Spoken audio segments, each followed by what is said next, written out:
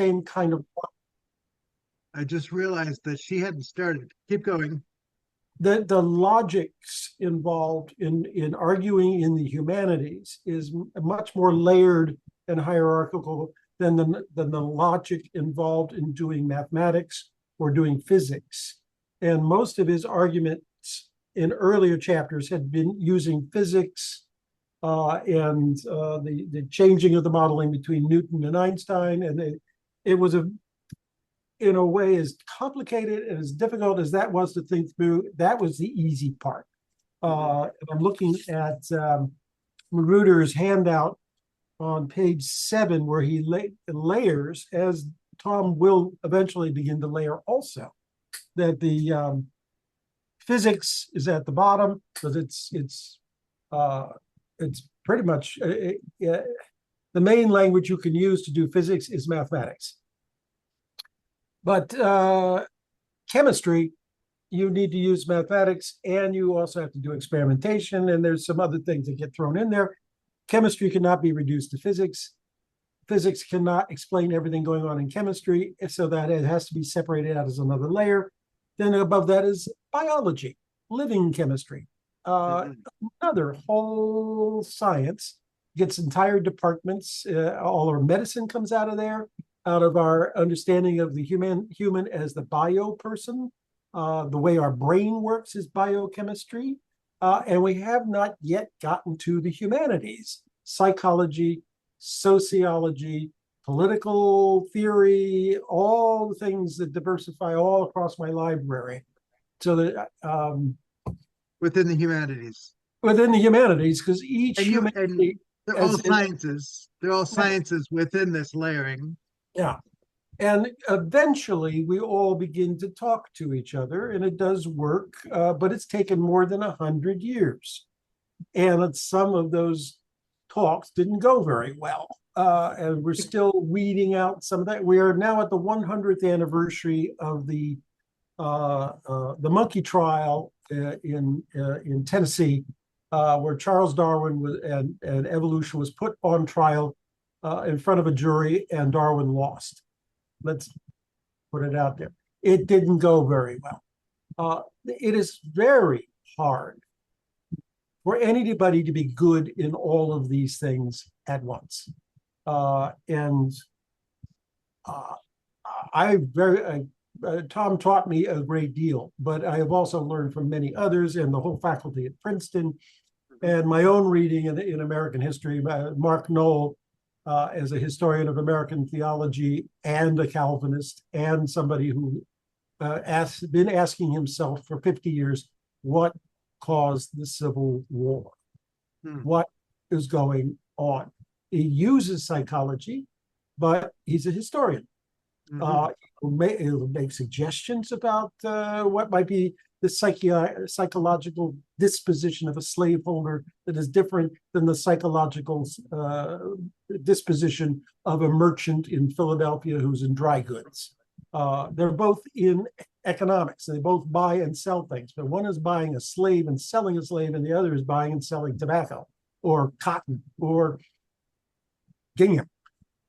Yeah. There's all, and as I say, I've got an entire shelf of people who will use sociology, psychology, political theory. I just before, when I noticed that Alistair McIntyre had died, I thought, no, there was somebody who had that kind of almost universal genius, that he knew a lot about the classical world, and he knew a lot about the history of ethics, and he knew a lot about modern contemporary ethics. So in that one area, I could relax and trust him to expound what he was trying to say about the unities and the orderings that go on here. But when you're done, all you have is promises that there is, in fact, order under all this disorder that's so tantalizing. But in order to be able to push it a little bit further, you got to open up a whole bunch of other doors. So when I started this section, I was very nervous that Tom was going to exceed his own capacity to explain and end up looking old-fashioned. Well, happily, he acquitted himself very nicely, and Magruder does a very nice job of showing that within 6 or 7 years, Tom had already how do you call that, lapped himself. This book kind of fades back, even though it was the source of all of his reputation, having established what he had said in this book, he didn't need to go back to it again. He had a whole lot more stuff he wanted to do, and he spent all of his retirement, and what a fruitful retirement, learning more and more and applying it more and more, and he did not need to go back to this and revise it again. There's no second edition. Didn't need one. But that is why, Bill, I was so nervous about getting into this and reading him very carefully and saying, when he says that, what does he mean? When he says that, what does he mean? Is he treating the history of the English Civil War like the history of the contest between Newton and Einstein? What's let's go through this carefully. He had me with the first sentence of the second paragraph. You want to read that? Let us consider how theological science and historical science proceed in regard to the fact of Christ. Yeah. So, okay, I'm ready. Okay. Yeah. Yes. When I want to read a good biblical scientist or scientific biblical person, I would read Raymond Brown, the great Catholic commentator. Because there is somebody who approaches the text as the text. He lets the text speak. He carefully nuances the meanings of it. And the first thing he always says is, as we get into this little pericope here, our first question is, did it happen the way it says it happened? Or do we have to step back and say, maybe it's speaking symbolically? And it's a question he always asks. He never assumes. That's, to me, is an example of somebody that Tom would understand as a scientific exegete. And he deserved all the praise he received, because it's a darn good job. I read his commentary on John, all 1,200 pages of it, with gratitude. Because for the first time, John, the Gospel of John opened up to me, and I could see the Jesus Christ, the Logos of God, incarnate in Jesus, as the topic, as the subject of the Gospel, and a very faithful Catholic friar writing about it with such love and such devotion. That to me is scientific work at its finest in the very highly specialized level of biblical theology. Who was the author of the 1,200 pages? Raymond E. Brown. It's the Anchor Bible Commentary. They gave him he published it about 25, 30 years ago. And then a whole series of other smaller works. But this is how an entire generation of Catholic biblical scholars learned that you can take all of the critical tools that the Protestants have been using for more than 100 years and use them as faithful Catholics.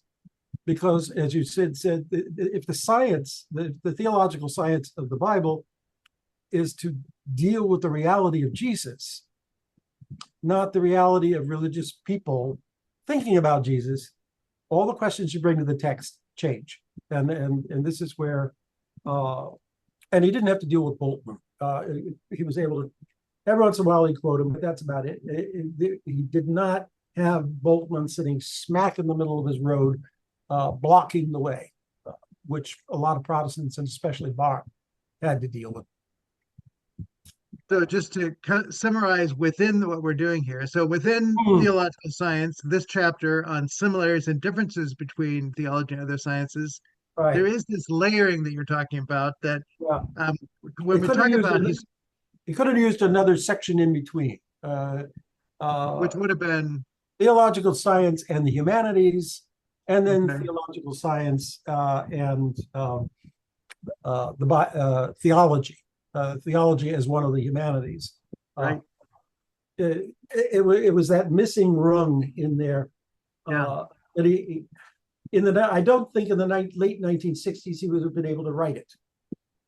But by Well, then, he well, recognized that it was there, I think. I mean, in yeah. the letter that he wrote commending Mhm. John McMurray to be knighted, he said, John McMurray is the best that I've seen at getting towards what the sciences are doing in the social sciences. The only one who comes close is Michael Polanyi. So he recognized them as two who saw this rung that you're talking about.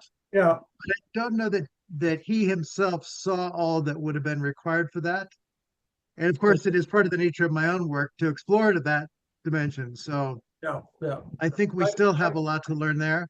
I was just asked this week to teach a course in the Doctor of Psychology program at Northwest University here in Kirkland, Washington, on faith integration with psychology. Psychology, yes. So I will be dealing with at some level that, how do we engage the nature of science and theological science with the psychological sciences.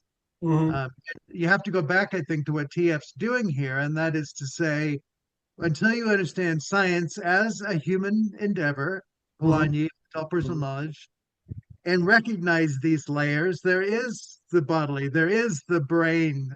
So the studies that we do of neuropsychology, neurotransmitters, all these things are important, but also the dimensions of the interpersonal life of a family, the culture, all of these are part of the formation, and sciences appropriately can see them not as one dominating the other, but as I think you're saying, each provides a vista point Yeah. from which to gain more insight of what's going on, but it's quite complex. Yeah. And hope. Hope. Psychologists deal in hope a a, a goal of therapy is to awaken hope in the patient so the patient can feel better and do better. But what is hope? It Psychology can't depends explain on your that. school of psychology, of course, but But on the far as the layer is going, it has to begin to beg questions outside of the competency of psychiatry yeah, to answer, because it's a different science. But Paul Tournier, Paul Ricoeur, Mark Buber, there are plenty of people quite willing to dive right on in there, and God yep. bless them, because there is no human society without faith, hope, and love. And you cannot explain that simply from the generation of human society historically. Yeah. And we have not done a good job of affirming the nature of faith, hope, and love as topics of scientific investigation. Yeah, It's kind of, oh, that's part of the faith tradition. That's part of yeah. your personal life. That's your And I think personal opinion. so. Yeah. So the one of the things that Alan Torrance would say is that the word opinion comes from epinoia, which is opinion is just looking at, versus I think it's dianoia, to see through, which is more of a Polanyian sense. So to say, as we look at historical science in this section then today, it is not just merely observing the events of history, but he's looking into the intentions of history, the personal involvement. And to say, in order to do appropriate layers of science, we need to recognize all science has had persons who have written those histories, who have done experiments, who have made the evaluations, who have written the Gospels, who walked with Jesus, and then who've said the way those people walked with Jesus collapsed into something that wasn't good. And it's another Mhm. layering of the social fabric of what does it mean to be true to the nature of the God revealed in Jesus versus creating something that we might call another religion or a cult or something that has Mhm. we can observe and say something entered in there that wasn't appropriate. Right. So the nature of the word that I think showed up uniquely in this section is the use of the word agency, personal agency. Science traditionally doesn't look at the agency of a person as something that can be investigated. But to do historical science, you have to ask, what were the factors that led somebody to want to investigate the nature of the factors as to why people did these acts in history? Why did they build a church? Why did they set up this particular way of functioning as a community or a society? And so, to use Polanyian terms, how do we indwell the events of the time that Jesus lived and the time that Jesus lived, indwelling the time of the Old Testament narratives of the coming of Yahweh to call a people to be a people that, all of those things have agency built within it. And at some level, the way that Protestants particularly have read the Bible has been, so what do I do about it? Mhm. Which means that we're not attending to the agency of the historical documents, nor the intention of the authors, nor the agency of the God being revealed there often. And so one scoops off principles and ideas that become just philosophies in a sense that miss the dimension of the personal, that I think that TF really wants to become part of the search of turning now to the historical sciences to ask these deeper indwelling kind of questions. And as I often will say, Michael Polanyi is really the epistemologist of the personal. All knowledge is personal knowledge is a classic. The tacit dimension, we know more than we can say, but we do say what we can say, but there's more that's there. Mhm. But the unsaid part is still there. Yeah, Right?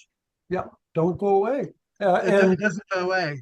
His, So bro- McMurray, his brother go ahead. Carl Polanyi was a great historian. Well, he was a historian. His greatness is controversial because he is quite willing to argue that Western society made some mistakes in the 1700s and 1800s that led that lead to unequal societies and grossly unjust distributions of power. And so he just lays it right on out there, and he lays it out to scientists. But it really annoys the hoo-ha out of people that get stung in this critique. But that's the Polanyi brothers are scientific in that sense, but one is trying to think mostly about physics and how we know what we know, and the other is trying to say, in history, what is true and what really happened and what is propaganda and myth created by those that have the power to just keep the power. Which brings us to the third bullet point on to the far left on Marty's handout. How does historical science approach the fact of Jesus? Yes. Yes. How? Tell us how. Well, that's a good question. The first three bullet points are really just they're leading up to this thing of opening the way. Can we discuss the fact of a person and have the word fact not merely turn them into a rock or a statue, but to fully be a person? So to use the word fact cannot be to depersonalize a person. It has to just acknowledge the actuality of the person. So one of the things that I wish that TF had done following McMurray's principle is to distinguish between an act and an event. For McMurray, an event like a tree falling in the forest, there isn't a sense of motive in a tree falling in the forest. It just falls. And so you say that was an event. If you cut down the tree in the forest, then there was a person involved and they cut it down because they wanted the wood or it was blocking their view or there's some intention that is involved. And so act, and I would say act along with fact here. There's a sense in which TF wants to maintain the act within the fact. He wants to say that the nature of who Jesus is and what he does, we have to listen to the act that he is, the acts that he does to hear the intentions that they imply and not merely see them as events of history, which is what those who would reject Jesus and say, well, he was just another human. Yeah, he had good things, but he was just another like us with maybe some extra capacities. But they're almost reducing him to the event of a human person who lived and died, and they want to dismiss the act that Jesus is, which on the day of Pentecost, everyone heard in their own language the mighty acts of God. We can hear them just as events, But to say historical science has to say the Holy Spirit opened up to them the intention of God through those acts, so that all of history for all those Jews gathered from everywhere on earth, the intention of God was being revealed to them in a way that on the day of Pentecost opened something up, and the prophet Joel could be preached, that there was something that was waiting to be released, so that you're young and you're old, the males, the females, there was a releasing of the act of God that released the actuality of the church becoming fully realized. And so to hear who Jesus is to hear Jesus more fully, but it also opens up all of the rest of the intention of God to have a people, a body empowered to do something in the world that is the continuation of not God far away, but the God who still acts in and through those people, and in and through the Gospels, and in and through the witness of Paul. So the opening up of intentionality and the word act within fact makes the historical sciences here, a profound door to be opened that says, wow, there's more there than what we kind of have seen You're before. you're breaking up, Marty. They say that breaking up is hard to do, and now I At least for know. me, I couldn't catch your last couple of Oh, sentences. And well, yeah, you're freezing. I'm afraid that that's probably the nature of the internet, and there's nothing I can Yeah. do other than repeat things. So can you hear me okay now? Yes, it's okay now. Yeah. So to say the nature of the act of Jesus that is being looked at here in what he's calling the fact, we can't reduce Jesus to a fact as though he's just something to be observed, but it's to listen carefully to the actuality of Jesus as one who speaks, invites, and on the day of Pentecost, the Spirit is going to open the ears and the understanding to understand the fact of Jesus in a way that becomes transformative for theological science. Does he speak of the day of Pentecost in this section? He does not. I'm taking the word fact and bringing a little bit of Karl Barth, that Barth looks at the resurrection, and Pentecost is that which gives us the hope that Ken just talked about, Hmm. that we live in the time between the times, which is where we do our theological science.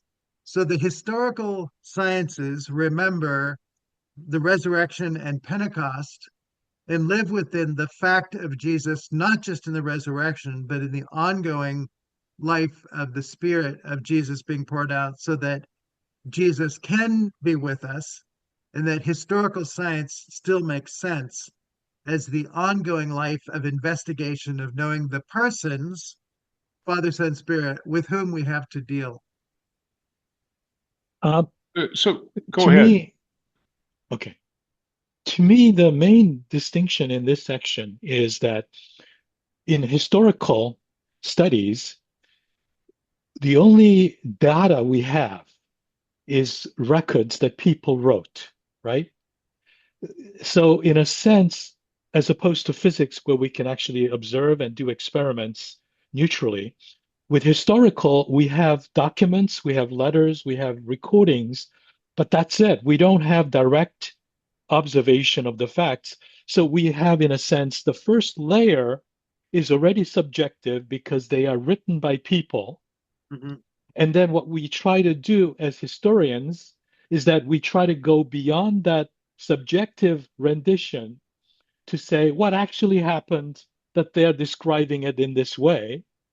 And then the third level is, what was like Jesus thinking, or what was his intent when he said this thing to have this effect, etc. Right? So that's, to me, is the kind of the digging through the different levels, it seems, that distinguishes the historical, and therefore theological science has a lot of similarity to that, because we start with the scriptures, the revelation that is written down, and that's the initial datum that we have to deal with.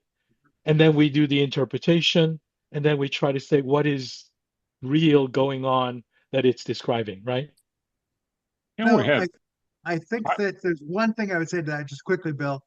What Ken said is we're missing this whole layer. of the realm of the humanities and understanding when Jesus says, I am coming again. This is the end of this section, right? The eschatological. We live actually today because he promised that he is coming again. Therefore, the eschaton informs where we live now. So there's a whole dimension of meaning that we could easily miss and think it's just data, rather than an introduction into the whole field of the personal, was what John McMurray calls that. You're frozen So again. the historical as an introduction to the field of the personal, then the data is something. And the history of the church is all of the experimentation. If we live like what he said, what difference does it make? If we live as though he's real and present, does it matter? Yep, that's the experiment that would be corollary to what it is the physical sciences do. Bill, back to you. He writes about the overlap. Where is it? Page, the first page. Theological and historical science overlap at this point, since we're not concerned in our understanding of Christ with timeless and spaceless acts of God, but with acts of God that fall within the space-time structures of human existence and activity in this world, and are themselves part of a whole complex of historical happenings. And that footnote 1, this is what is implied in the theological statement that in Jesus Christ, God has come to us not simply in man, but as man. I've read that and I've heard that so many times. I wish I had $1 for every time, right? God has come to, but here, God has come to us not simply in man, but as man, for his acts are not merely transcendent to the historical Jesus, nor are they merely casually related to him, but in him have entered our world of space and time as human acts, creaturely events, predicated though they are of God himself. Thus, the acts of God in Jesus Christ cannot be spoken of merely as supra-historical, but also as genuinely historical. Now, somehow that just made that not in man, but as man more potent for me. Rich. Well, yeah. What Ken says just about the layers, to say what you just read there has layers of involvement that now we pay attention to the depth of what I call the heart of the Father. We ask what the Holy Spirit does when we read scripture. That's an outworking of that person who's speaking here and now. All of these things become vibrant, present, because there is personal presence now in him being a human who is God, who not only spoke then, but I mean, Bart's, great phrase. Yeah, God here and now. He would not allow Jesus to be reduced to a historical then and there. We are dealing with God here and now. And what you just read is that insistence that we read him as God here and now with us humans, still speaking, still working, and to say this is the work that theological science does for Bart and for Torrance. It's a difference between Athanasius and Arius. Arius said, God is with us in Jesus Christ, in him. But it's Athanasius, it says, God is with us in Jesus Christ as God. And that's the difference between salvation and a nice consolation prize. It does, so it sounds cute because they're just playing with a preposition here, but it's like the iota in the homoousion. It's one letter that makes all the difference. Yeah, between orthodoxy and heresy. So he is certainly here. He's trying to make the point that Jesus, in his incarnation, raises up, dignifies, and hallows history. It becomes a real story. It has a beginning and a middle and an end. And we know that from him. We don't know it from a cosmological process or sitting around cogitating about the eternity of things versus the transience of things. It's the incarnation that makes the difference. That's where the hope comes from. Tom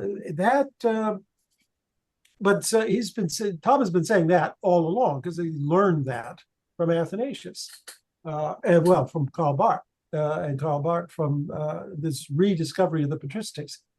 But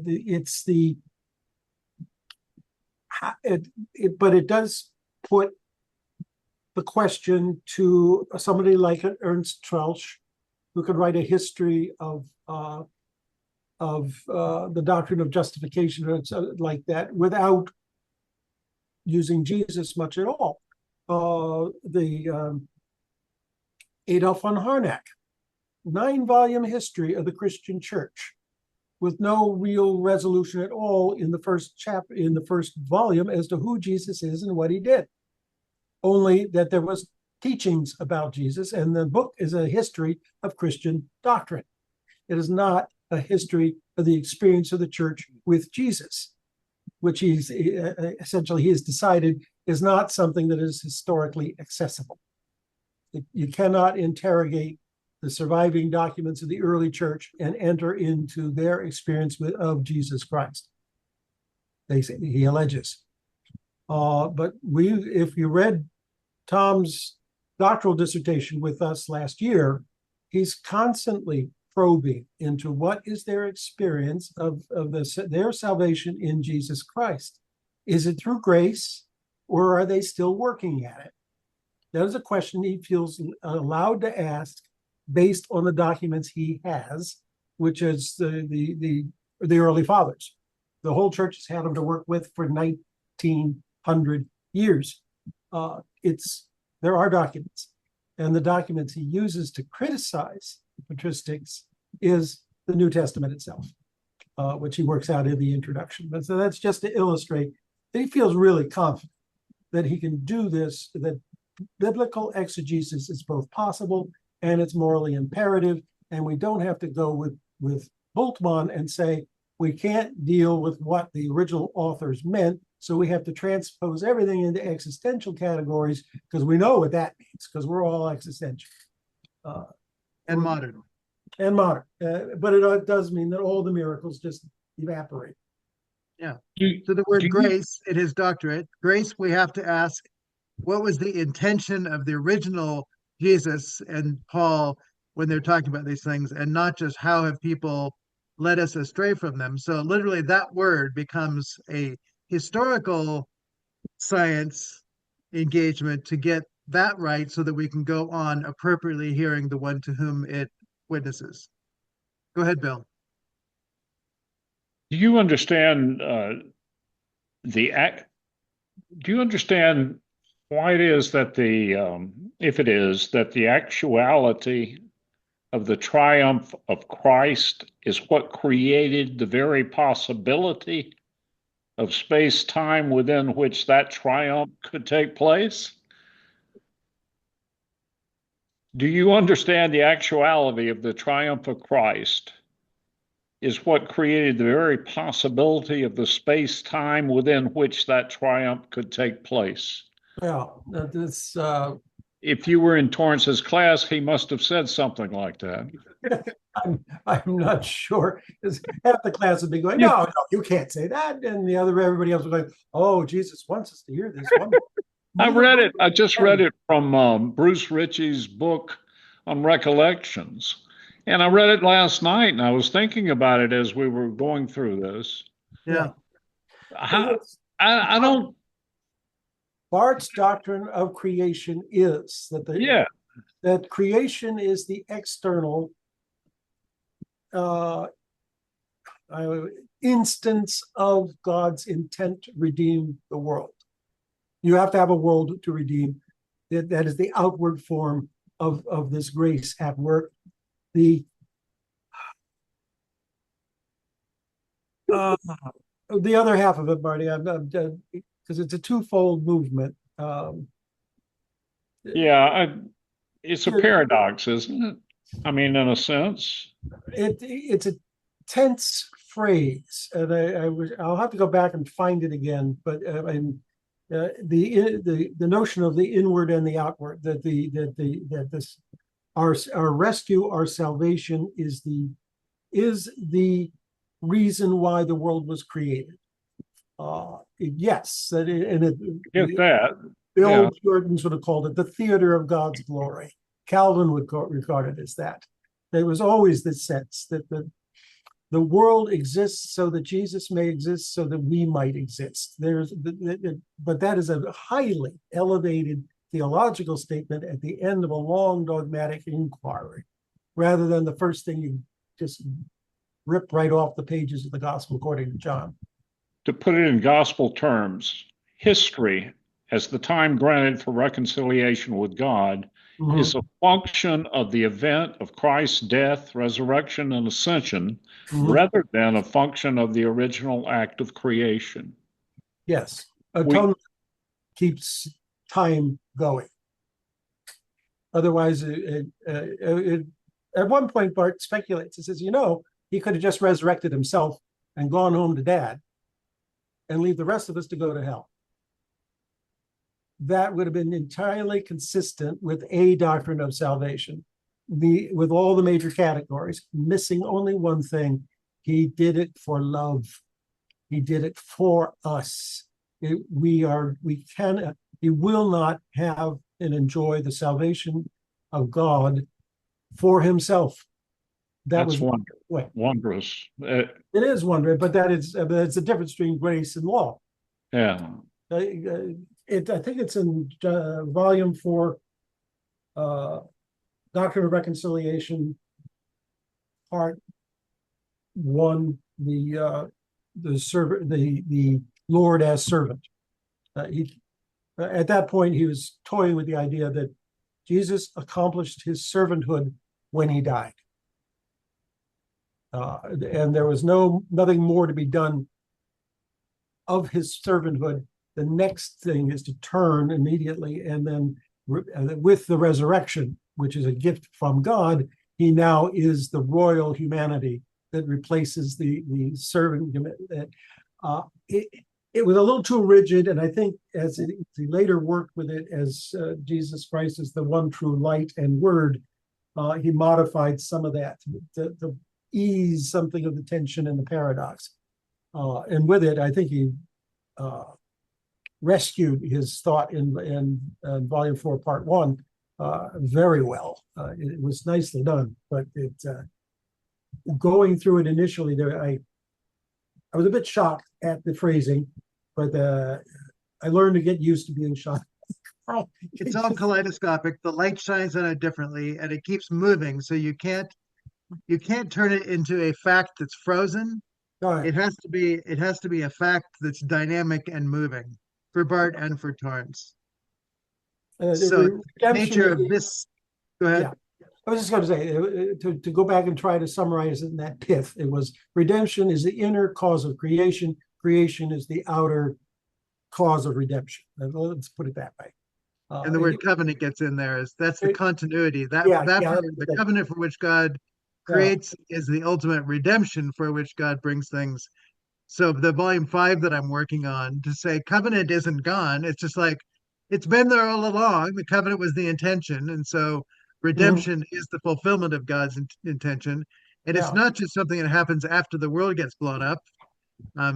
It is the time between the times after resurrection and Pentecost. There is a coming time, but we live with a waiting that hastens, so that we live in light of that. So the prayer, "Thy kingdom come, Thy will be done," we don't just see that as a hope that's off in the distance. It's the fulfillment of what's already happened and can be happening in our space and time. Yes.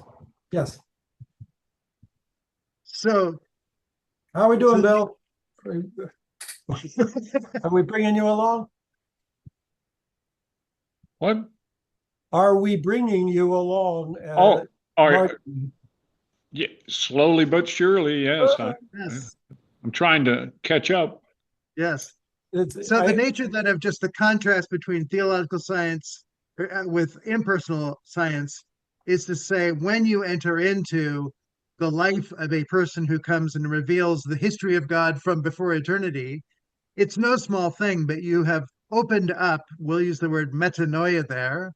Your mind has been transformed, a door has opened, that there is an appropriate science to the nature of persons to be investigated in the person of Jesus, to something that goes beyond even our time, space, history, but then is going to proceed through all of it. And the event of Christ coming is not just to be taken out of the context of the Old Testament, that the personal dimension has to also be investigated there as God comes in and says, my name is Yahweh, I am who I am. And so we start asking questions about the historical nature of that person, laying the foundation for the coming of the person of Jesus. So the nature of the strata, even within the scripture, that requires open eyes and heart to hear the person is part of what historical sciences really force us to ask those deeper questions when done appropriately. Can there be history that's just the events? Some try to do that. High school and junior high students will tell you how boring it is to just memorize dates and kings and queens and deaths and wars won and wars lost. But that's what we tell people history is. But it's missing too much. Right. There was a satirical book years ago called 1066 and All That. It was a humorous retelling of English history to English people to try to get them to take it more seriously. Is there a need to overcome the subjectivity of the historical process? I don't know. I don't think we can. Well, should we even? No. I mean, the nature of the subject there is not, it's not the epinoia, it's not merely opinion. Subjectivity need not be reduced to opinion. It is, as Torrance, I think, said in the essays we read, subjectivity is the person showing up to the object, that which is other, and investigating the nature of the object in a manner appropriate to its nature. Yeah. So we can't get rid of that. And that is, I think, Kierkegaard's insight is the subject is merely recognizing, yes, we have to show up to be able to engage the other. And so we can't just take the idea of subjectivity as mere opinion. But once we do recognize that we are subjects, then we are persons as well, knowing not only the world of impersonal objects, but also of persons. So person meeting person, that's a whole other world. Yeah. Another way of talking about subjectivity is passion. And over and over and over again, Tom will say, no, the whole point of theology is to be passionate about Jesus Christ. Yeah. So you can't do theology without passion. Thank you, David Hume. And that is part of being human. That's also Polonier's observation that we feel much more than we know. Well, can you equate that with doxology, passion? A good passion, yes, because there are plenty of vile passions. And Torrance says you can't do. Well, he says good theology leads to doxology. Yeah. It ends in hymns. That much I learned from Thomas Aquinas. At some point, you just stop and you be quiet and you let God be God. Ever heard Bush's book on Barth's theology is called The Passion of God. So I mean, he brings in passion there, borrowing from volume 4.4 of the Dogmatics. But so passion is part of the scientific procedure, right? It's to be committed to hearing about the nature of what you study. But in the popular mind, passion is irrational and scientific procedure is rational. So there can be no passion in science. And that's the war between science and religion. And that's a irrational thought to think that's true. Yes. How about that? Einstein was not passionate. He was. He was passionate about not wearing socks. Stock it to him. How about the shoes are run backwards? Oh. Oh, What about all the rivalries between different scientists and different mhm. schools Well, and so on, right? So That's a and passion, the isn't it? it oh, is. definitely, yeah. But the fury between the Big Bang theorists and the steady state theorists was not productive. There was a lot of people Mm, whose careers were ruined by getting too passionate about a polemical hmm consequence because they thought too much was at stake and leaving it unaddressed. Uh, mm, and yeah. I was in high school when that was, my physics teacher was giving me all these books from Fred Hoyle on the steady state. And because he was very offended by the whole notion of a Big Bang, thought it was way too chaotic. To say that the nature of the dialogues of scientific progress is that those with passion put out ideas that contrast with others with enough, it's part of it's the passion and the ability to say something that we Mhm. say this was more beautiful, or that, I mean, we use the word this seems more true than that other, but then somebody else comes along with a passion to see more deeply. Yeah. And we go, their passion for a deeper truth is what took them on. So to remove passion from the scientific process and say that any of our scientific advancements didn't happen because somebody had the passion to see more deeply into what was going on would be really to miss the scientific process entirely. Yep. So again, just we're obviously not going to cover everything, but I want to make sure we hit main points Get of the this pain, go ahead. chapter. So what's that?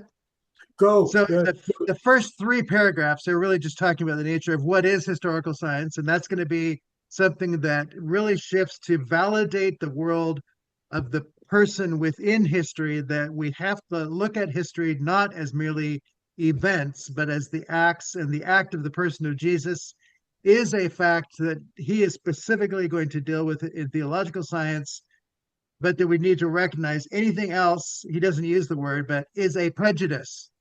It's not dealing with the nature of acts in light of the nature of their occurrence in a Katafusan kind of way. So if you do history and don't do Katafusan there, you've just violated some of the basic principles of what scientific investigation looks like. So in researching the person of Jesus, we have to recognize, like all other sciences, there is a history. There are those who record. There are those who test the records. Is this experimentation that validates, is what Jesus said, if you love one another, things go better than if you just look out for yourself. And to say, at some level, church history is a long-term experiment that's testing the nature of the claims of Jesus. And when people forget Jesus and try and do without him, it doesn't go as well. And all that is saying is that it has to be done with him and not without him, or it collapses into something that becomes fear-based and controlling and all that. Even though you're trying to use the same principles, you're missing the person that makes that history valid, vital, and living for the outcome of everything that's supposed to flow from it.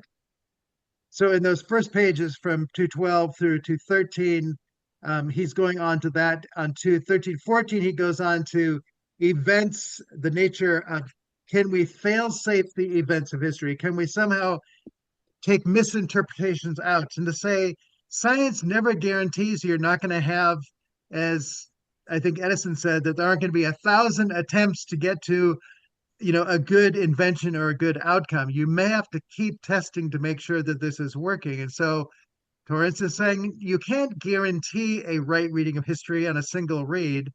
It is part of the community's responsibility to keep looking at what has been said and to understand the realm of observable nature, that we're not merely doing philosophy here or a kind of mysticism, but that historical science says there is a past. And that is where the datum does come from, but we can't just read it in a positivistic kind of way, just observing the events. We have to read in and through the events, and particularly the event of the person of Christ, in order to get to it. So on page 315, what is the concern of the historical science approach? It's that intention be read. Now, intention here, this is where I'm saying he's thinking McMurray here, not Polanyi. I don't know that Polanyi ever talked about intention within what it was that he did. So he gets us, he positions us to indwell the nature of the other with the physical world, but I have not seen, and I've talked to actually Polanyi experts. Did Polanyi ever have an understanding of the nature of persons as persons? And they have said, I don't think so. So this is where we need what Torrance is doing here to see historical science engages the intention of persons in their histories. And we would footnote there Ken Ross and say, within all of the contexts of sociology, psychology, recognizing their limitations, that sociology tends to generalize societies that misses the particular, and psychology tends to focus on the individual and their disorders rather than the nature of persons in relation. So all of them, we have to say there are things that they see and we need what they see, but we also need to say we need the layers. And what you did there was beautiful, Ken, just showing each one. And it would be great to do that even within the theological and the humanities, and to really do, in a sense, a chart of we need this, but we need above it to see it, and we need above that. And to say what is laid out here with the word historical may be an invitation to say all of the humanities, including theological science, are better seen when we acknowledge historical science as that which embraces all of those layers and doesn't let anything slip away. And if you don't do that, you're just not doing good historical science. So I haven't seen a book that does all of what you just said. So Ken, that may be your book to write. Excuse me. I did point to Alistair McIntyre. Thank you. I would also point to Alistair McGrath. There's any number of good working historians of the church now who take history seriously and the church seriously and keep examining the evidence and producing things and debunking myths and setting records straight and teaching other people how to do this. So that McGrath on Calvin, for example, is a good read. It's based on 70 years of Calvin scholarship that went before it, but it's now something he can write about as a devout Christian and as a Reformed theologian. Just looking over at my shelf, the main historian of the Roman Catholic 7-volume history of the church, which was done after Vatican II. Really, it just threw the archives open and said, now we're going to tell the truth. And it's going to take a while, but we're going to get there. That series of volumes is a great read. And the fact that at Princeton, Catholic historians and Protestant historians and historians of no religion at all, is one of the, just as an aside, one of the best histories of Reformed churches in Europe is written by a Jew. You can do history without creedal adhesions here, but you really got to keep an eye on what you're doing. He was exactly the kind of historian who could do that. I can go all around my library grabbing books to say, here. This is good stuff. Yeah. I was reminded again that when Barth started writing, the psychologists of psychology was Sigmund Freud, who had described the history of Christianity as the future of an illusion. And the sociologists of all sociologists was Karl Marx, who had said that religion is the opium of the masses. And it is the inevitable logic of history that it should all fall in revolution. That's the psychologist, the sociologist, and Darwin, Marx, and Wagner. That was the other one that Jacques Barzon talked about. That Wagner was the artist. He was also a racist and a Nazi. The big problem here these kinds of subjectivities that insinuate themselves into all of our work, and some of it doesn't surface for decades. Mhm. It does mean that I really do feel like I need to keep every book in my library, because eventually Amen. Keep I'm going those to need books. to look something up. Yes. And I read a book that dealt with Marx and Freud, but the third one was the philosopher of philosophers, Nietzsche. And Ah, the argument was all three of them were right in their critique of Christianity, as though they were prophets coming and speaking to yes, ancient Israel, but speaking to our modern time. They just didn't have an answer beyond it. So to say we need to listen to the critiques in the reading of what's going on, but not yeah. necessarily the conclusions. So But it did open the door to Martin Buber and to Karl Barth and a whole yep, uh, generation of people went back to the sources and started all over again and yeah, did better work. yeah. So on page 2 of mine, then halfway down, the history must enter the dynamism to reconstruct events as they happen. And I have the line just above it with a JM after it. Historical inquiry as act over events. So to enter into not just the events of history as though they were impersonal, but the acts of history as though there is this dynamism that must be reconstructed. And that's where the Old Testament informs the New Testament, and the nature of the reading of Jesus by different groups of people. You can see why they borrowed things to affirm their cultures, or they became, humble and went out and did things. But the dynamism there says that science is a dynamic engagement. It is not merely a static gathering of data. And Bill's word fact can't just be a static thing. Fact has to be the factuality of the actuality of the world revealed in the person of Christ, and the involvement that is present within it, and the dynamic with which the church either lives faithfully to that person or walks away and creates its own kind of false sciences that become problematic. And Freud and Marx and Nietzsche and others would be examples of pursuing other ways to manage and control the world Yeah. that lose a key component. So the on 315 to 17, the idea of getting inside instead of just outside. Torrance used this getting at the inner workings of what's going on, and that there are personal agents with intentional actions, that we must interpret those.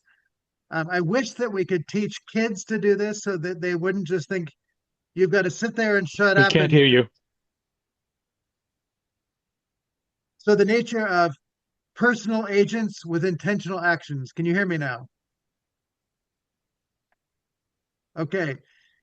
If we taught kids to read what is going on with personal agents with intentional actions instead of just memorizing modes of measuring and reciting history, they would be much better prepared to live in the history of their own life and the communities in which they function.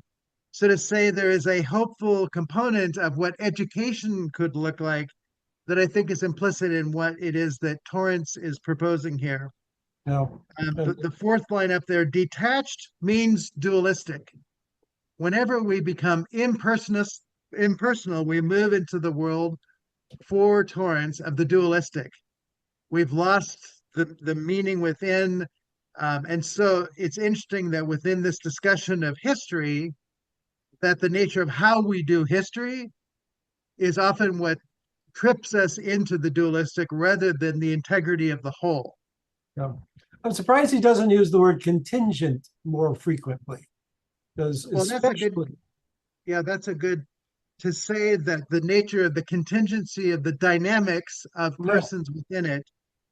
Yeah, I think that's an important thing to there are recognize. so many contingencies to every historical event that Yeah, you can write a political history of slavery, an economic history of slavery, a yep, child socialization history of slavery. David Bryan Davis has written 5 volumes on why slavery ever occurred in the first place, uh-huh, and all the contingencies that are involved. And tapping this society off that direction, this society off this direction. And I don't think he was ever finally satisfied that he had found the reason. But boy, did he throw everything up in the air. He went through the temple, overturning the money tables of all of the So the question at the bottom of page 2 there, how does the historical science get beyond the phenomena? That is the contingent, right? To get beyond merely the phenomena, which is a positivistic reading, is to get at the contingent. So to say the contingent is the ability of the observer to see all of the components that have become contingent. And so is there a need to go beyond the observable and measurable in science? Absolutely.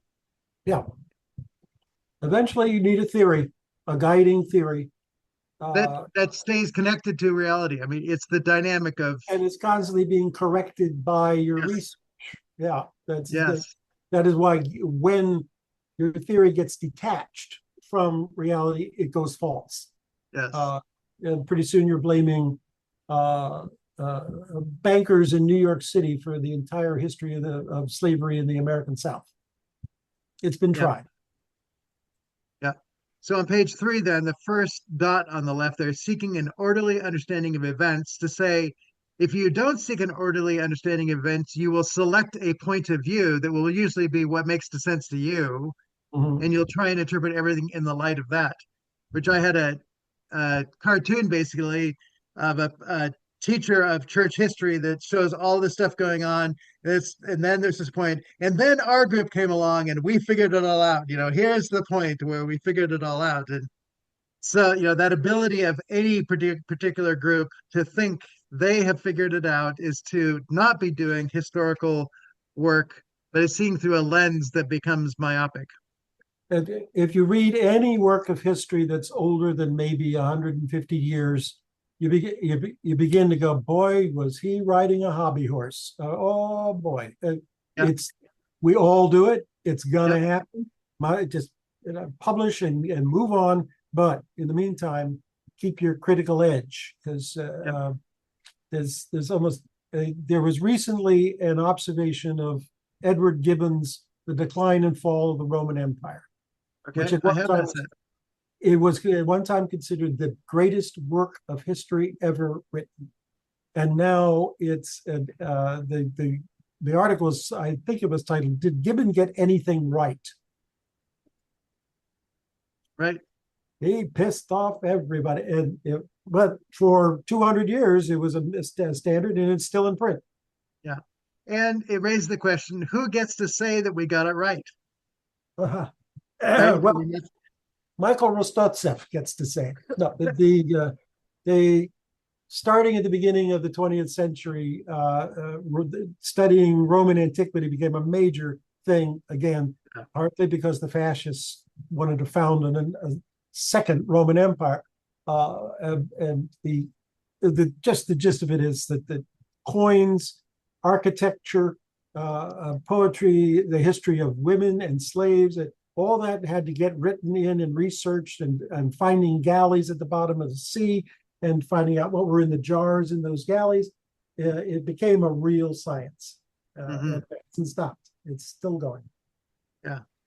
So at some level, the next page is Torrance is really asking historical science to do a better job at what it does. Yeah. So to just recognize the task of a historian is beyond description and narration to explanation of past events. So it'd be interesting to have conversations with those who are, historians, to ask, to what degree has that been happening? Is the field changing? The comment I make about halfway down: we must develop modes of interrogation to do critical examination for interpretation. So the role of interpretation, you can't have your own interpretation of this, but to say it never is anything but interpretation, and we need to do that continuing challenging and making sure that our interpretations fit the reality. That's the Katafusan dimension that's there. And ruling certain interpretations out from the start is a false start. Right. If a woman says, "I've written a book on American history that puts the story of women back into the story," and it's taken off the shelf and or slave narratives taken off the shelf. Other things. This is not how real history gets done. Not by having a censor with an axe or the only keys to the library. Yeah. The next major point going down, distinguishing between historical and natural events, we can say that there have been earthquakes in Lisbon, and the earthquake was a natural event. The nature of how people responded to it and thought out of it is something that we would say is a historical recollection of what happened in light of those. So we need to see them both together as well as their distinguishing features. And Voltaire's Candide came from the Lisbon earthquake. Right. Art. So again, he also at this point in this section introduces the distinction between number and word. That number at some level, the date, the measure of things, that is what number does. Word goes on to tell the story at some level.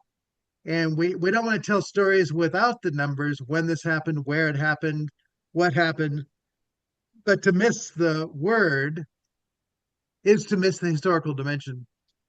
So I think this is the integration of the natural sciences and the historical sciences to say we should never choose one over the other, but see a proper integration so that both of them are correcting and adding to the story that's going on so that we can press on with it. On page 4, the top of it, on not treating Jesus' history as the same as other events, the question he raises here is, Jesus is a human. Why do we give him special place of saying he's human, but also God? And can the historical sciences do that? And so once again, it goes back to Katafusan.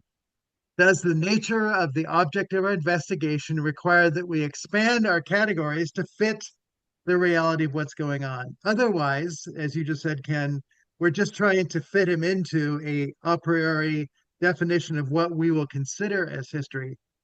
So the problem is, are we willing to deal with realities that are outside of what we've seen before, experienced, and allow for that reality then to inform the nature of what's going on? And so to say, if you remove Jesus from the nature of the history of humanity since him, what would be left of the history that we would study? And you could say, well, everyone should have beliefs about imaginary things, but the statement, people literally laid down their lives who were, his first witnesses. There was something about their willingness to die holding to the truth that says we have to do better historical work to recognize the intention of people who are willing to lay down their life for something that everyone else saw was crazy. That is just part of the scientific historical study to say something happened here that was not just any other event. It is what appears to be a life, world-changing kind of event. Halfway down, page 4 there, meeting Jesus, meeting God. Is there cause to see Jesus as less than God? Well, many people want to do this, but the question, what is the motive of the scientist in wanting to see Jesus less than God? And at some level, it's the confrontation of what it is that happens there. When he talks about the duality of Jesus as God and human, to recognize that you could look at Jesus as just God or just human, and there are names of heresies of those things, right? So to say that has been considered, and to say we're not actually dealing with what shows up either in the person or the records, and when people choose one or the other of those ways, they end up in very destructive kind of ways that end up losing something for humanity in response to the actuality of seeing Jesus as God. On page 5 then, is there something to be learned from the actions of human agents when we observe the rational intentions in their physical functionality? And this again is just back to the question, are we only observers of the phenomenon? Or does our rationality require us to engage the rationality of those who are witnesses, those who live in the light of the findings? And that is to say, there's a kind of an arrogance if we don't look at the rational intentions of those who are in the story, what they're saying, what they're doing, that our rationality just trumps theirs because we're modern and they're not. Definition of modernism. The definition of modernism, yes. So on page 5 there, the first dot, duality and three levels, pages 326 to 27. And I wrote down the 3 points that are there. Ken, I was just wondering if you had any insights on what it is that he's trying to say there with the duality and the 3 levels that you'd like to add to what I attempted to draw out as his points there. To say it was crystal clear is not quite true.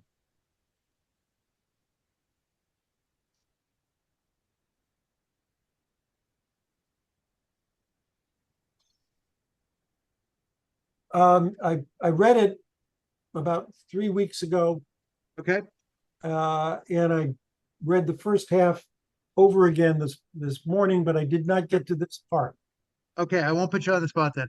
I Yeah. think it would take the third one, meeting God in the human Jesus, that's part of the duality, who points to the Father, is to say there are 2 levels that we have to hold in tension, that he's not just Jesus talking about a Father who's God far away.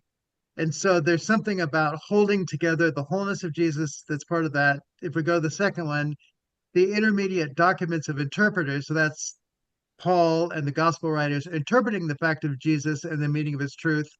We see the document both as a historical document, but also that it's actually talking about something that we would say is revealed word, i.e., God. This is Barth's whole thing of the word, and the word. Yeah. The second word, the written word, is the word if it refers to the living word. But if you take it and make it something else, you've actually lost the very meaningfulness of what word means as the written word authoritative, because you've lost the author who grants it its authority.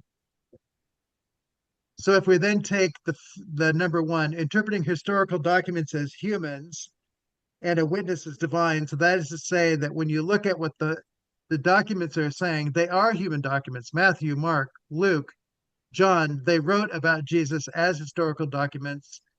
But the nature of the witness of what they were revealing, if you just see them as documents that are written to Jew, Greek, and Roman in a particular time, that as just historical documents, and don't see the nature of what their function is, that is to reveal the divine, then you've reduced them as documents to something that's inappropriate to the nature of going on. That's kind of the best read of what I can get to the duality of documents, interpreters, and the nature of Jesus as person, pointing both to what it means to be fully human, but also fully God. So he goes on then to talk about unity and duality, that they're held together. He then goes on basically starting at 328 to talk about alternatives. What happens when people start breaking out the history and see something other than Jesus is fully God, fully human? So the problem of non-interaction between God and the world. So there you've got a deistic kind of view, separating the historical Jesus from history. Top of page 6, distinctive histories of philosophy. Is there a reason to limit investigation in theology that is not required in other sciences? Can we have fidelity to the nature of our subject matter by listening to the one we want to know? In other words, when you ask philosophical questions about how we do it, can we just philosophically set aside really listening to Jesus and end up making Jesus just a philosophical topic and miss the point that he comes to reveal something, which is his self-disclosure statements on 331, 32, that Jesus comes to reveal he is a self-disclosing being. So we can't just use other philosophical, particularly positivistic kinds of observations, or existentialists that just read our human experience onto him. So is there a sense that the impersonal and personal objects disclose their nature? And so to say, you can treat somebody as an object and describe their height, their weight, what you think their age is, but you really don't know anything about them until you've allowed them to speak and self-disclose, to tell their story, to hear their relationships, to hear their passions. And so appropriate historical sciences have to allow for the place of self-disclosure to get at the dimension of the personal. This is the basis of the book that I'm working on, The Science of the Personal. It's not just a matter of seeing the world, which contemporary science has focused on observation, which is seeing. The science of the personal has to hear the nature of another person to be able to do the scientific work appropriate to the nature of the personal. Halfway down the page there, then, the handling of historical documents. What do we mean when we ask, what did the text actually say? And it may be the actually there that becomes problematic. And so the question, what does it want to say? Right? So when you hand somebody a Bible who's never read the Bible and they open up to Matthew and they start reading this, all these begats, it's like, what are they trying to say here? Right? And if you've studied the Bible for a while, you know there's a historical continuity, and Matthew and Luke's genealogies, in a sense, have different purposes that are going on, but they're playing out.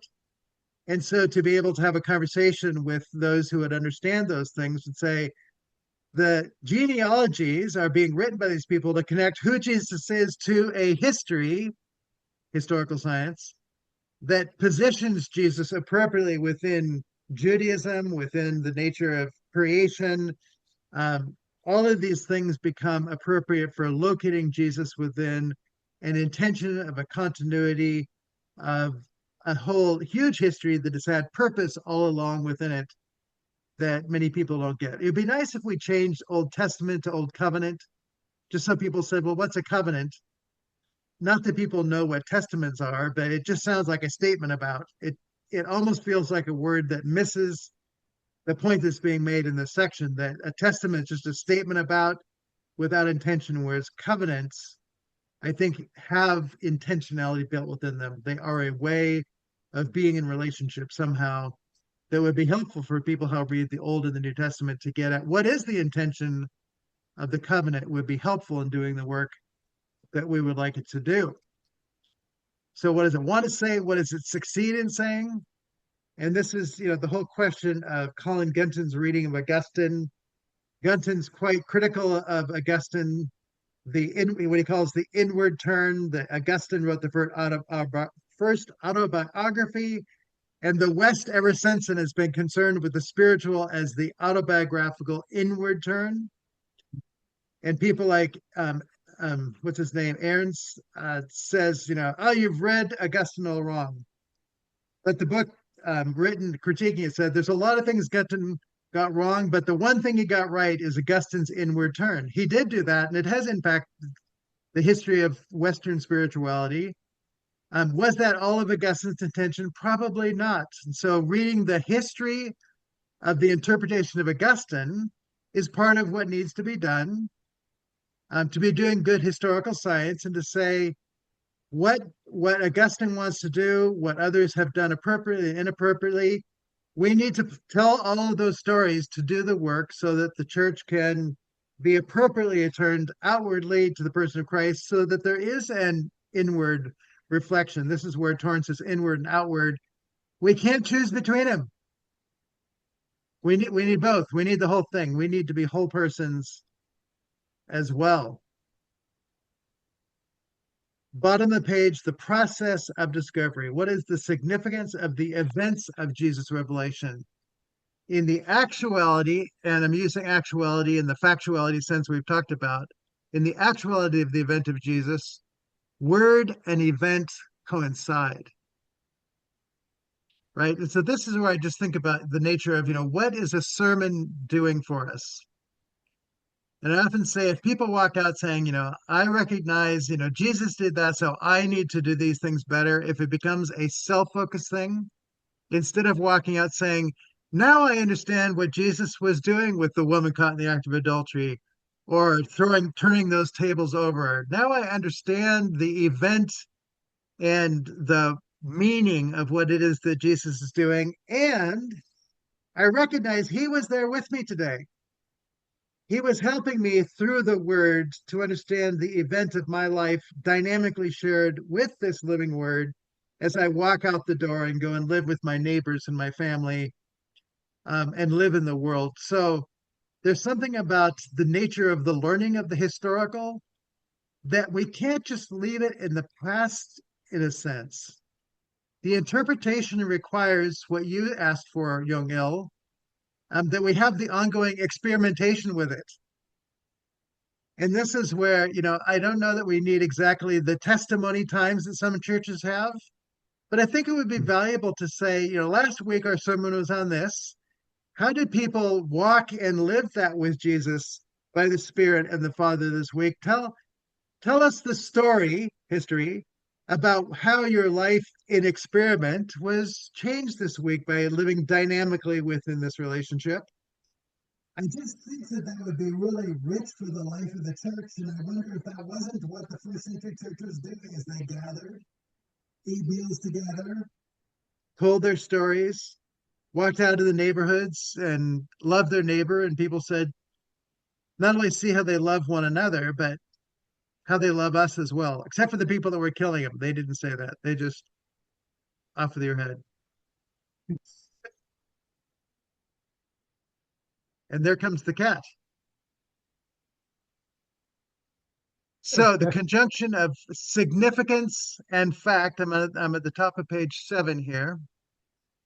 Can Jesus' intention be heard through the writers of the New Testament? Now, I don't know. It seems like preachers often want the intention of Jesus to be heard. I often wonder, is it the intention Jesus intended that they're interpreting out there? And this is the question of, the Bultmannian question. Say Bultmann said, we can't accept those things. That's not part of our world. We can only accept things that fit within our modern scientific worldview. Right? And so if that's your cookie cutter, or if you're cutting out paper dolls and you cut off everything that you can accept, then all you can hear is the intention that you have to hear Jesus in a particular kind of way. And a particular expression of this, Walter Wink, in his book, The Bible and Human Transformation, says, we have many churches who go and do Bible studies. What would it look like if we let the Bible study us? What would that look like? And beyond that, to say, what would it look like to let Jesus study us if we even knew how to do that? And so we're back to the question of the interrogation. What are the appropriate tools of interrogation as we let not only our reading of the Bible shape something, but we allow for that, letting it interrogate us? What is the historical science on that? And I think it would allow us to read our own stories in really interesting kind of ways, because we are part of the story the Bible is wanting to tell.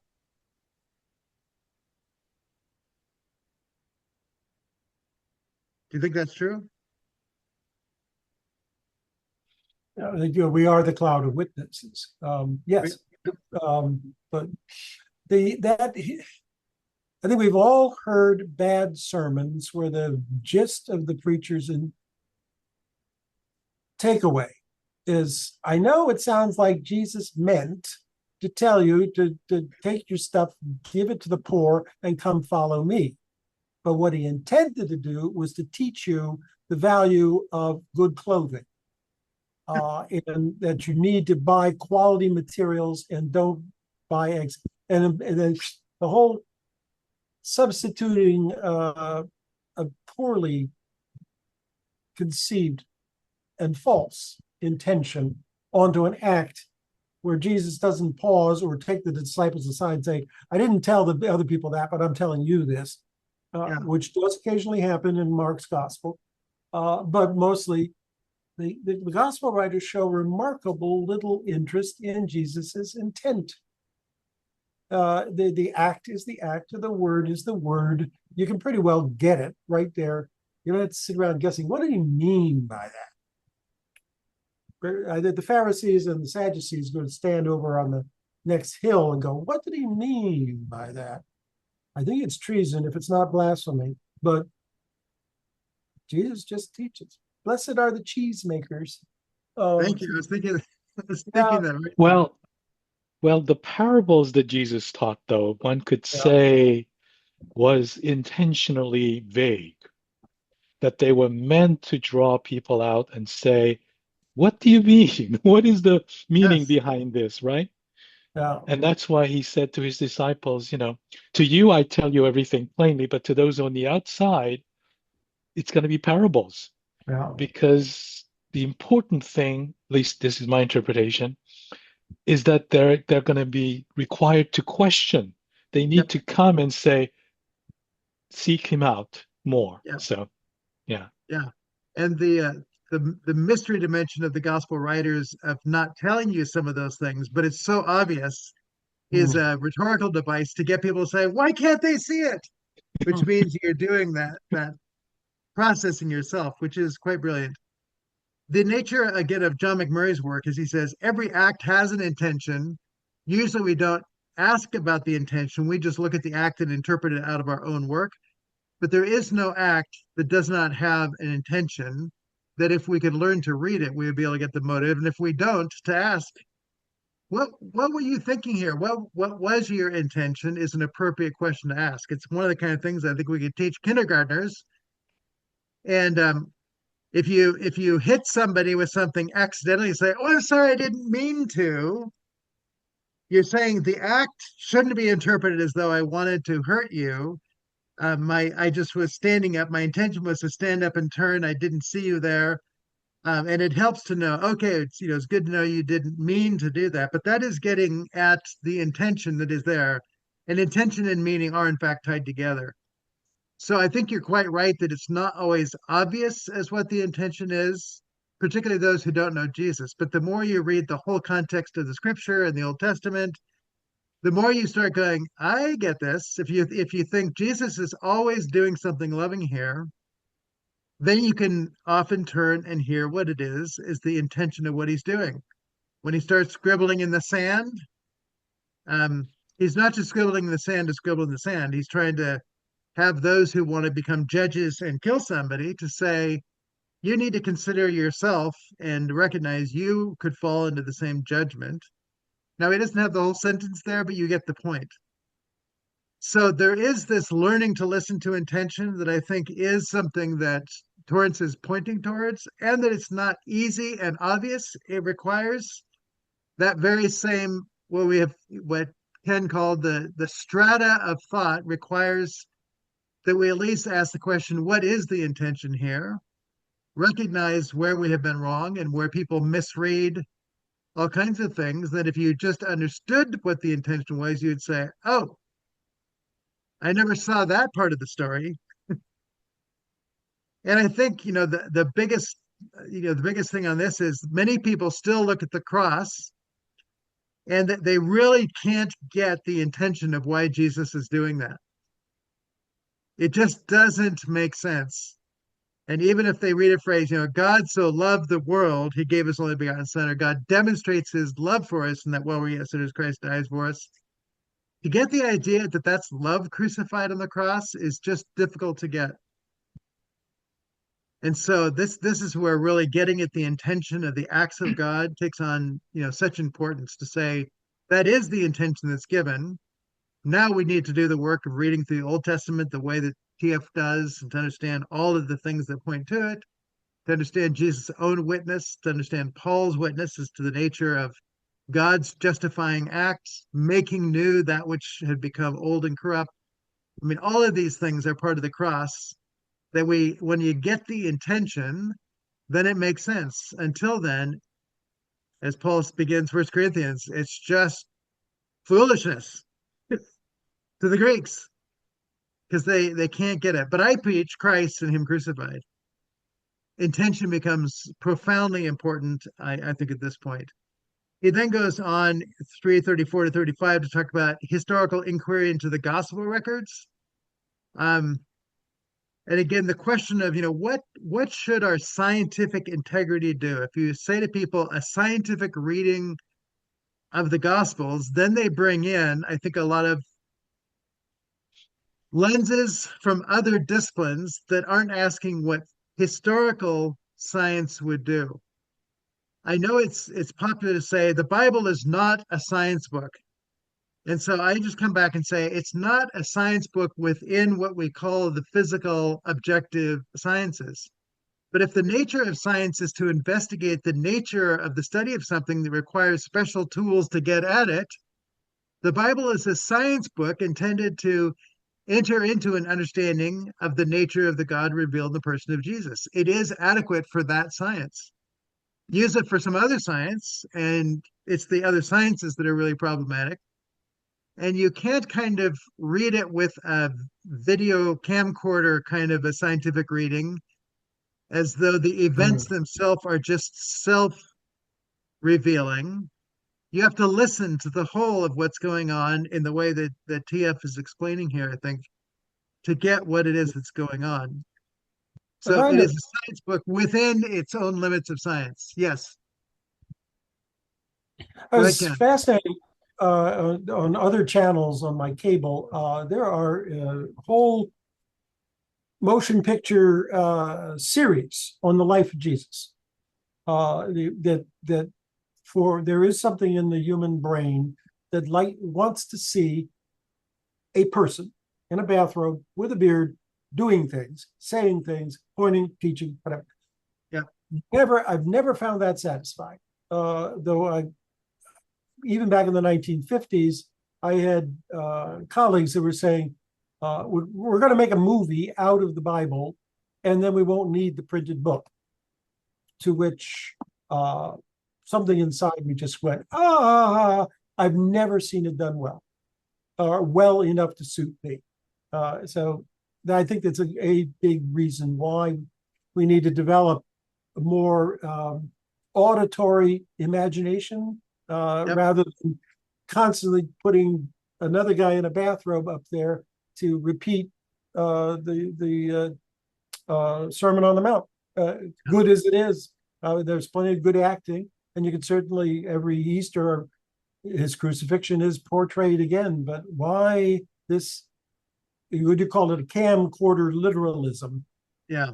When the real story is not being portrayed in front of you, the real story is going on surrounding it, in context after context. Yeah. Just one last thing about Raymond Brown. One of the things he did with the Gospel according to John, he says the whole Gospel is divided between the book of lessons and the book of acting.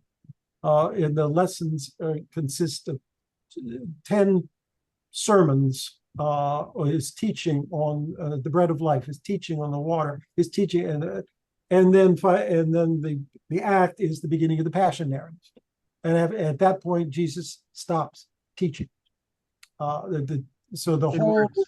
Yeah, in words, he embodies it and enacts it, so that the passion is not understood without the teaching is not understood without the passion, and it's built into the integrity of the narrative of John's gospel from the very beginning.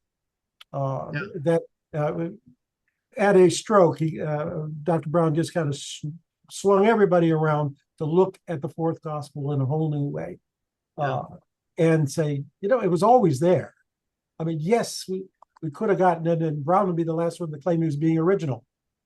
That no, you go back into the medieval lectionaries, they knew it. They always read these passages side by side. If people read the Bible at all. Go ahead. Yeah, regarding the pictorial representation, right, that you find unsatisfying, I think the reason for that is because when you make a movie, you have to be specific. You have to be concrete down to the last detail. You have to fill in, as it were, things that can be left imaginary in the written word. Yeah. And there is the appeal of that immediacy, that we like the visual, but that is also its limitation, right? It's like the difference between algebra and geometry in mathematics. The algebraic is like the word. It says there is more to it than what you can see.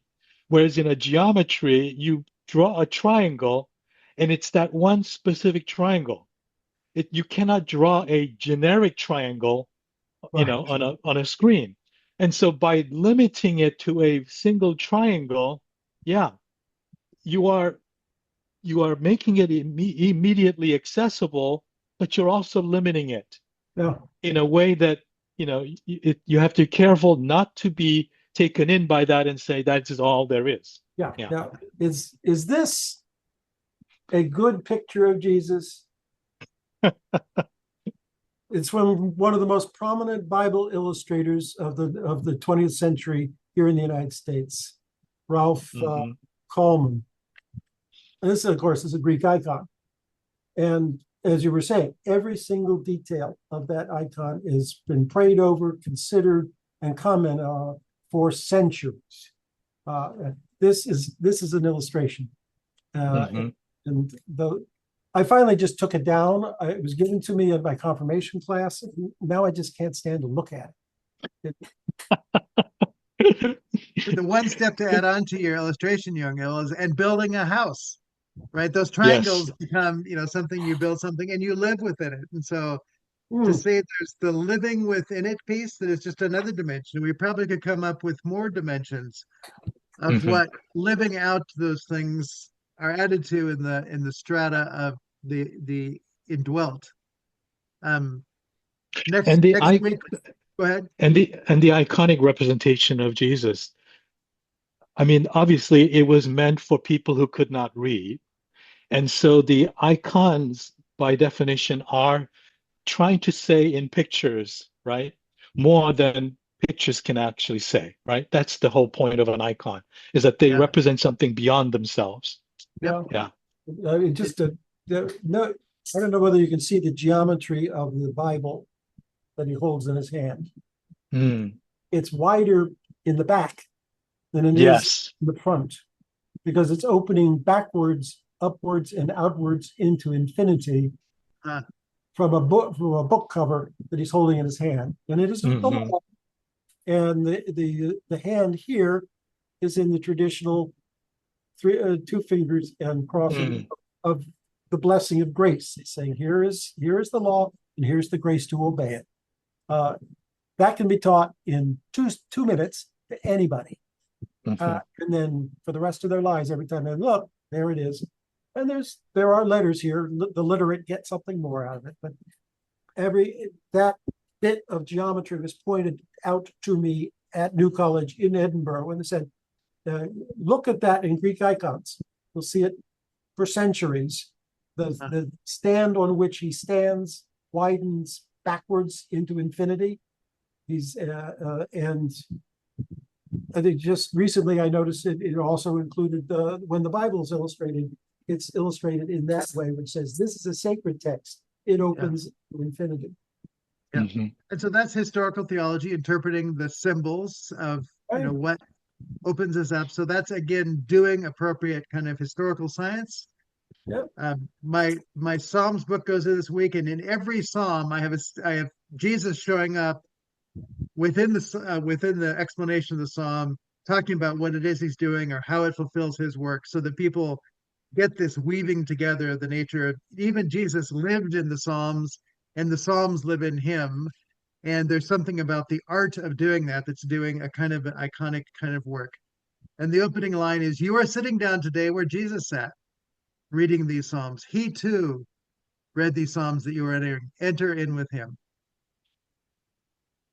So on the last page, page 8, the inclusion of eschatological events. Again, here's the future showing up in the present. So to say, if you say we can only deal with the Jesus of the past, you're not dealing with the Jesus who showed up in the past, speaking about the present and future in which he also dwells. So to say a full, serious engagement with the nature of the person of Jesus witnessed to in the scripture is to include the nature of the kingdom of God that is coming.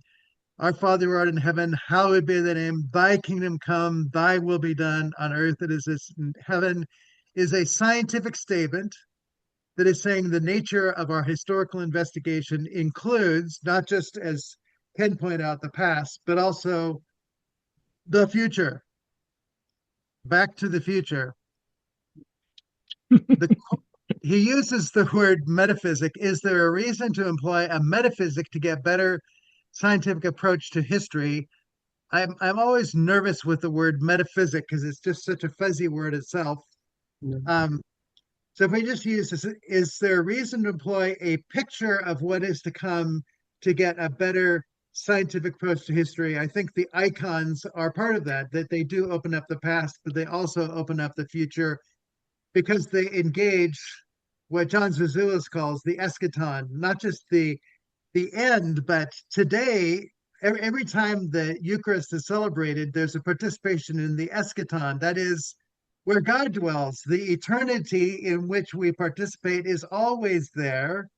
So we transcend our earthly dwelling in the episcopal dwelling of the episkopos, the person who brings us into the Eucharist to participate in the eternal Eucharist with Jesus.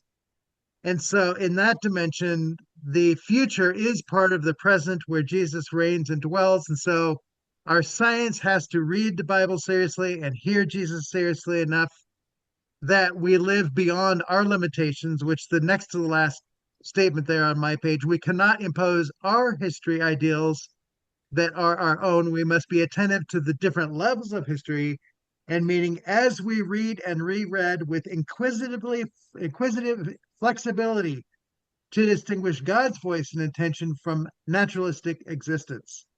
We can get locked into our own time and not hear the past or the future, but it's merely the limitation of our own lenses keeping us from seeing rather than enabling us to see. And so the last line, only with careful listening, true to the self-revelation of God, so that's what historical science does, will we acquire an intelligibility, that's the third point of his ultimate beliefs, that makes sense of history and our lives within it. And so that is the living into the ultimate reality of the givenness of God and history and our place within it, ultimately grounded in the nature of who God is as God gives God's self to be known. And so, yes, we need historical science and to recognize it opens up whole new domains of study, some of which have been played with, some of which they're there but disintegrated, which is what I'd say with Ken, your comment. We have disintegrated sciences that need to be integrated to do appropriate historical science. And it also will open up an understanding of the theological future, at least. There are futurists who draw on the past and say the trajectories of where we are going may lead us in this direction. And I think that Michael Polanyi was not unconcerned with the social implications of science in Hungary, which is why he left Hungary. So he was aware of, if this is where the future of science is going, this is corrupt, and I've got to leave. And so his brother maybe took that dimension in other directions. But they were both very aware that bad science makes bad futures, and bad theology makes bad futures as well.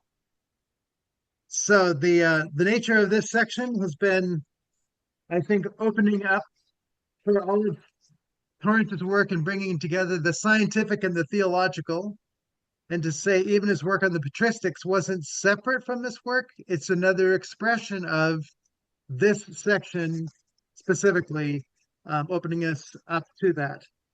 So next time we'll be with Jerome Van Kijken, the last section, Theology as Dogmatic Science, and that'll take us to the end of this book.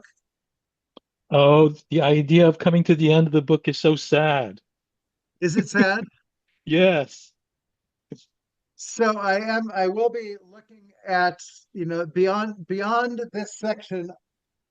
Next time we'll look at an article by Eric Fleck on the social coefficient of science in T.F. Torrance's work. So we're going to be playing out some of the themes within that.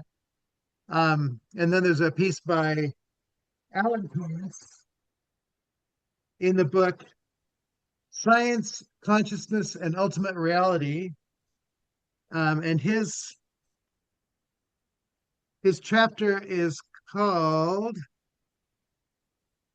Theism, Naturalism, and Cognitive Science. Can the Academy make sense of itself? So that's Alan Torrance. I think it's bringing together some of the kind of things that we are talking about here, and maybe even Ken, some of the things that you're talking about. Alan does go somewhat into this area, and so I'm bringing some of those pieces in, and then we will begin the week after that, which is 3 weeks away, with T.F. Torrance's book, Karl Barth, Biblical and Evangelical Theologian. I'm gathering the people right now to lead us in those discussions. I have a question for Ken. Yes. You mentioned your apprehension in this section of how Torrance would deal with some of these issues. Do you feel like he has written more on this later books that clarifies, or expands on this or changes in any way, significant way? I just purchased about 7 of Tom's books that I have not read, so I can't answer that question. It's probably a good one to send to the TFT Facebook page. The T.F. Torrance Fellowship page that has all of the books listed. Yeah. And if you address a question to the T.F. Torrance Fellowship, that was the word I was looking for. Okay. You'll get a much better answer.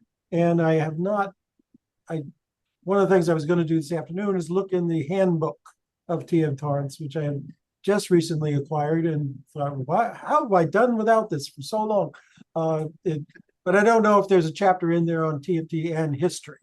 But when I was at New College in the 1970s, there was a great deal of presentism. They were all focused on doing dogmatic theology to correct for the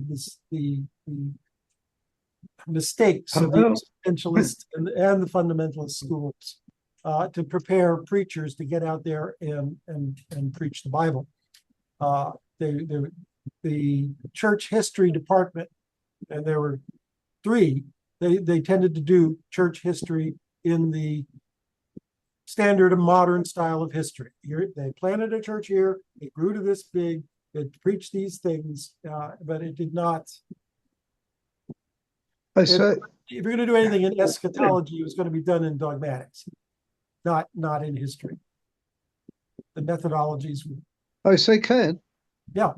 Ken, just off the top of my head, I seem to remember, does anybody else remember there's quite a lot of history in space, time, and resurrection? How does that go down? I think some of the later chapters in it are really quite good. Yeah, that's come up several times, and I think you're right. I suspect that is one of the chapters, that the material in that book was some of the material they cut out of Theological Science because the book was getting too long. So he took it out. Yes. Yeah. It's now a separate monograph, and it's on my short list. I really need to get to it. Yeah. In the handbook of T.F. Torrance, the handbook of Thomas F. Torrance, the second chapter, Why Read Torrance Today, probably has some historical questions about the historical relevance.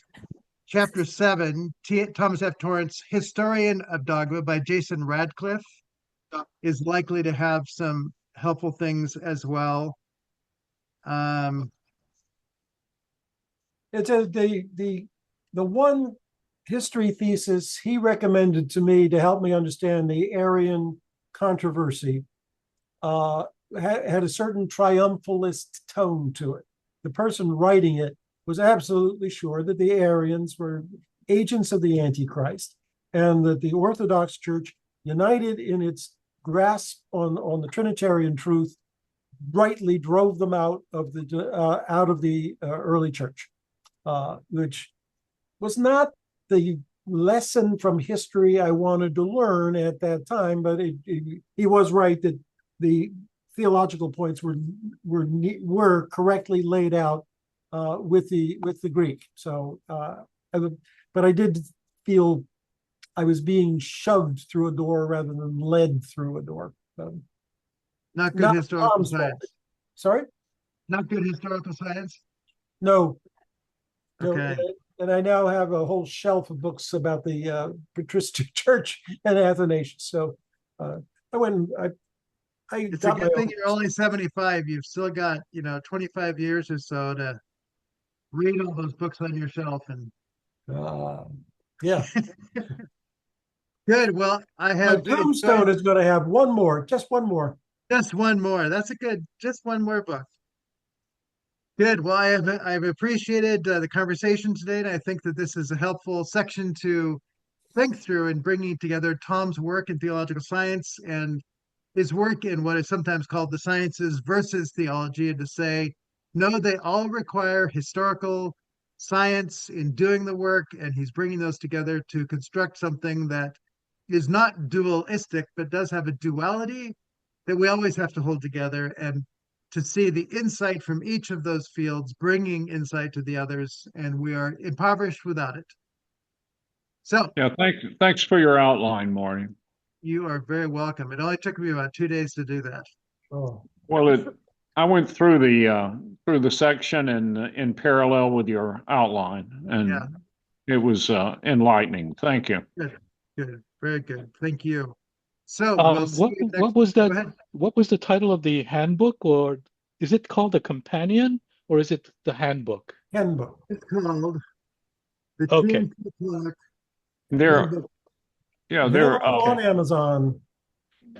Yeah, because I looked on Amazon, it says companion to, but then the title is handbook, so the picture is different from Yeah, the title. Okay, thank you. there is There's another Zoom book, sessions. a collection of essays that Mike Havitz did, but go ahead. Zoom sessions on that handbook have been. Didn't we do Zoom sessions on that handbook? The book that we did, I think the book we did the Zoom sessions on, Oh, really? Torrance. Oh, that one? Okay. Yeah. Yep. But I mean, it wouldn't be a bad idea to do Zoom sessions on that other one. As long as I always wonder, I mean, I most enjoy having specialists come in these different things. And if people get tired of too much of me, so I'm always going, I need to get more people to be helping lead the conversations just to keep the conversation fertile with great ideas that keep us expanding and all that. So anyway, I've already got Paul Molnar's taking a session for the Cobart, and Jerome's got 2 sessions, and I've got other ones out to other people. So Tom Noble. I have one out to Tom. He hasn't responded yet. So By the way, he introduced John Bear at the Didsbury lecture last year. Okay. Didsbury lectures. Right. He was on there. He introduced John Bear. Yeah. You're familiar with John Bear? I am. I would like for George Hunsinger to take a section if possible, but he was supposed to be doing a lecture at Vancouver School of Theology in about 2 weeks, and that was just canceled. They said due to ill health. So I'm thinking George is not, his health is not doing well these days. He also didn't show up at the Princeton Cobart and incarceration. He missed a session there that he was scheduled for. So do you know, Ken, how he's doing, or you're on mute, so I can only read your lips. Only what you also heard. The scuttlebutt that is should not be perpetuated. Just let him and the family announce what they want to announce. Yeah. Well, I just want to know when he can come and be with us. That's my only question. They can get him in front of a camera and cut him loose. Okay. All Very right. good. Well, blessings on you all, and we'll see you next week. Bye. Bye-bye. Thank you. Bye. Bye.